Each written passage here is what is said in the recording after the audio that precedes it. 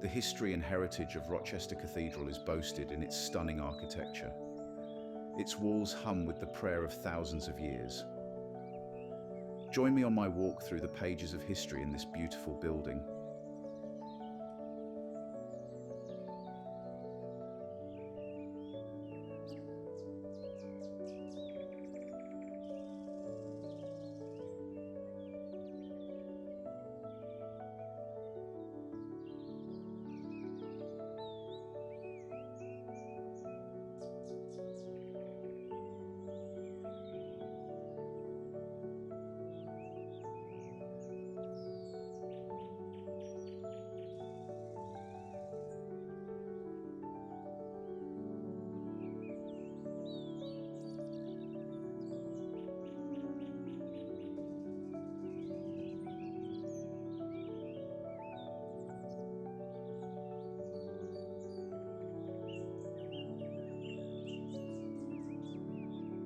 We will enter the cathedral via the north door, but we will start our visit at the west door.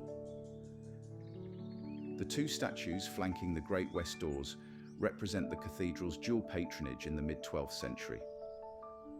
The two statues higher up the facade flanking the portal were inserted by James L. Pearson in 1888, depicting Bishops Gundolf and John, credited with rebuilding the early Norman building and the early Gothic East End, respectively.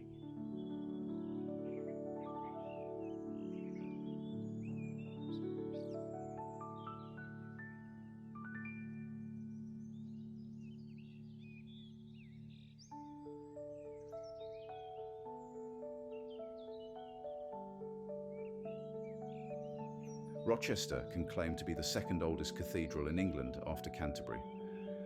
King Ethelbert of Kent founded it in AD 604.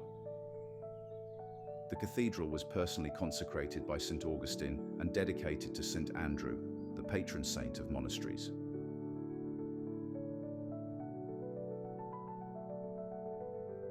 The first Bishop of Rochester was Justus. The original 7th century cathedral has long since vanished through centuries of rebuilding, but in 1889 restoration work uncovered the foundations of the original 7th century building under the West End. In the aftermath of the Norman conquest, Rochester found itself in the hands of Bishop Odo, William the Conqueror's half-brother. Odo was involved in the Norman invasion of England right from the start as a trusted associate of William. He is said to have contributed 100 ships to the invasion fleet. Once Lanfranc of Bec was created Archbishop of Canterbury, the territory around Rochester was wrested from Odo's control and given to the newly appointed Bishop of Rochester, who at this stage we could think of as a kind of deputy to the Archbishop of Canterbury. Not that the influence or power lasted very long.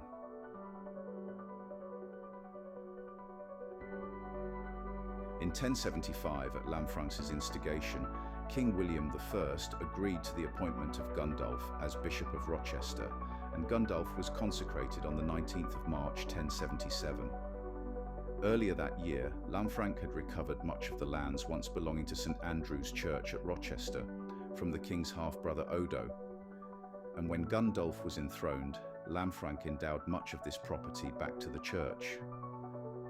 This restored income enabled Gundolf to start designing and constructing the new cathedral for Rochester in 1080. In 1115, Ernulf was inaugurated as the Bishop of Rochester. In 1137 and 1179, fires engulfed the cathedral and it was badly damaged. In 1215, the cathedral was looted, first by King John and then in 1264 by Simon de Montfort's men when they laid siege to the city.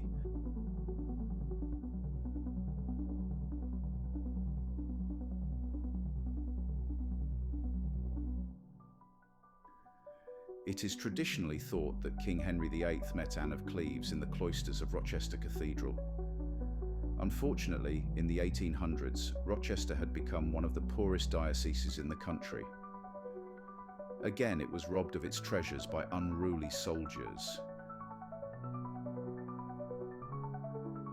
Unbelievably, the cathedral became a place of ill repute, where often gambling and drinking took place. Samuel Pepys described it as a shabby place. Through the 1800s, the cathedral had gone through several restoration processes, and finally, in 1880, Gilbert Scott restored the cathedral to its present-day appearance.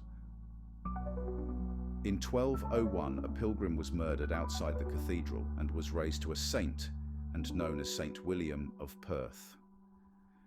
Pilgrims flocked to the cathedral, and the increased income provided money to rebuild many parts, including the presbytery, transepts, and choir.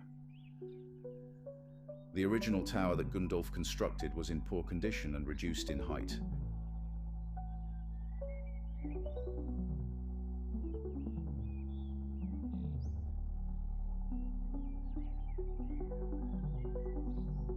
The pilgrim steps are located in the north choir aisle of Rochester Cathedral and are a place where pilgrims have walked for centuries. These steps were used by countless pilgrims to reach the shrines of saints once buried in the cathedral. Now well worn, the steps are protected by a series of wooden steps.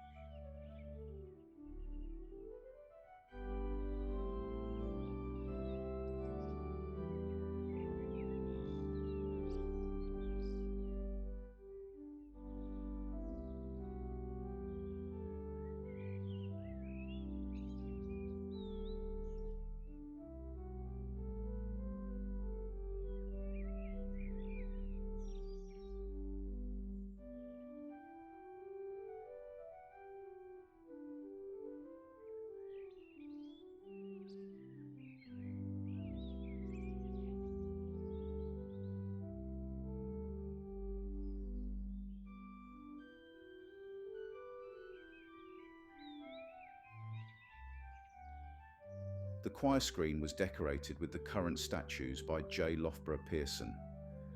Pearson also superintended the 1888 restoration of the West Front, parts of the facing of which were separating from the core. The choir can seat hundreds of people, as it has large choir transepts heading off out of view on either side. The choir is where Rochester's medieval monks worshipped every day and night, and where daily matins and evensong are sung today.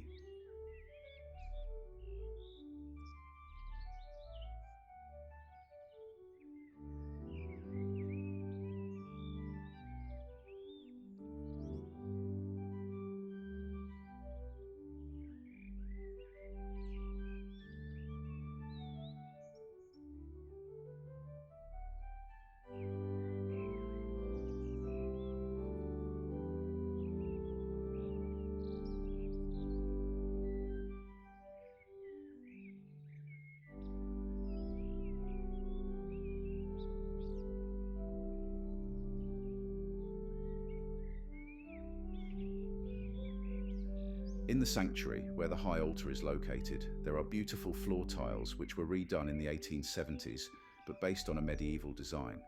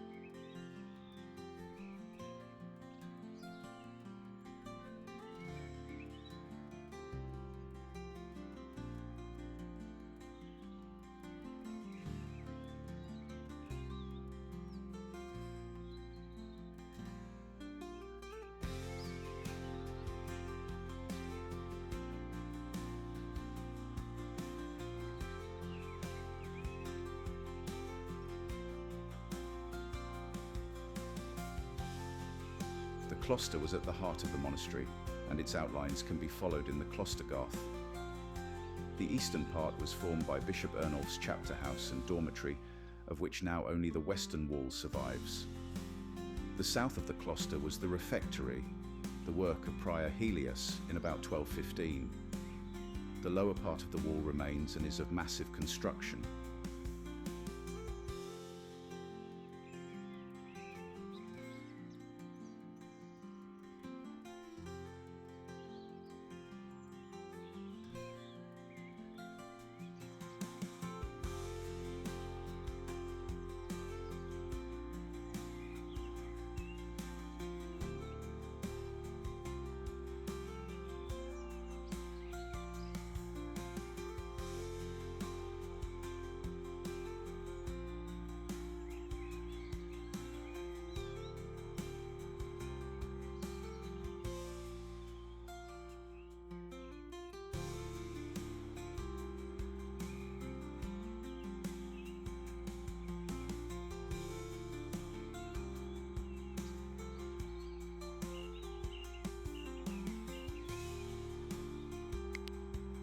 Unfortunately, I do not have time to visit the crypt, but I hope I have done this spectacular and peaceful cathedral justice. So that's it for now, folks. I hope you enjoyed this video.